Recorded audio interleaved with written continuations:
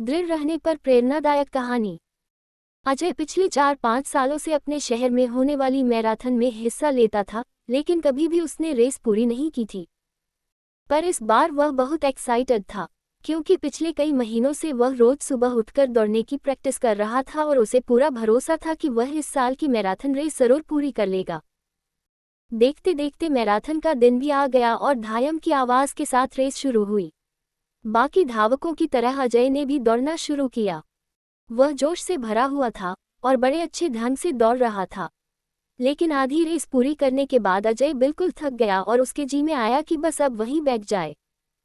वह ऐसा सोच ही रहा था कि तभी उसने खुद को ललकारा, रुको मत अजय, आगे बढ़ते रहो। अगर तुम दौड़ नहीं सकते तो कम से कम जॉग करते हुए तो आगे बढ़ सकते हो, आगे बढ़ो। और अजय पहले की अपेक्षा धीमी गति से आगे बढ़ने लगा। कुछ किलोमीटर इसी तरह दौड़ने के बाद अजय को लगा कि उसके पैर अब और आगे नहीं बढ़ सकते। वह लड़खड़ाने लगा। अजय के अंदर विचार आया, अब बस और नहीं बढ़ सकता। लेकिन एक बार फिर अजय ने खुद को समझाया, रुको मत अजय, अगर तुम जॉग नहीं कर सकते तो क्या, कम से कम तुम चल तो सकते हो, चलते रहो। अजय अब जॉग करने की बजाय धीरे धीरे लक्ष्य की ओर बढ़ने लगा। बहुत से धावक अजय से आगे निकल चुके थे और जो पीछे थे वे भी अब आसानी से उसे पार कर रहे थे। अजय उन्हें आगे जाने देने के अलावा कुछ नहीं कर सकता था। चलते चलते अजय को फिनिशर पॉइंट दिखने लगा, लेकिन तभी वह अचानक से लड़खड़ा कर गिर पड़ा। उसके बाएं पैर की नसें खींच गई थीं। अब कुछ भी हो जाए मैं आगे नहीं बढ़ सकता, जमीन पर पड़े पड़े अजय के मन में ख्याल आया।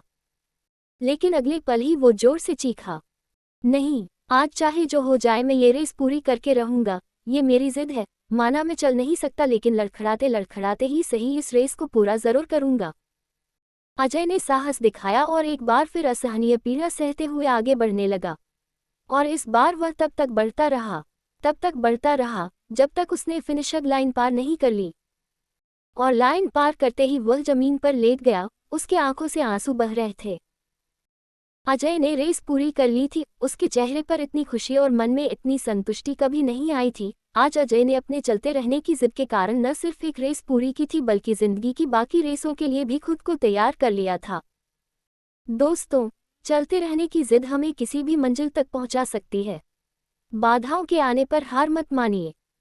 ना चाहते हुए भी कई बार कंडीशंस ऐसी हो जाती हैं कि आप बहुत कुछ नहीं कर सकते। पर ऐसी कंडीशन को कुछ भी ना करने का एक्सक्यूज मत बनाएं। घर में मेहमान हैं, आप 8 घंटे नहीं पढ़ सकते, कोई बात नहीं, 2 घंटे तो पढ़िए। बारिश हो रही है, आप 10 कस्टमर से नहीं मिल सकते, कम से कम 2-3 से तो मिलिए। एकदम से रुकिए नहीं, थोड़ा थोड़ा ही सही आगे तो बढ़िए। और जब आप ऐसा करेंगे तो अजय की तरह आप भी अपने जिंदगी की रेस जरूर पूरी कर पाएंगे और अपने अंदर उस खुशी, उस संतुष्टि को महसूस कर पाएंगे जो सिर्फ चलते रहने की जिद से आती है।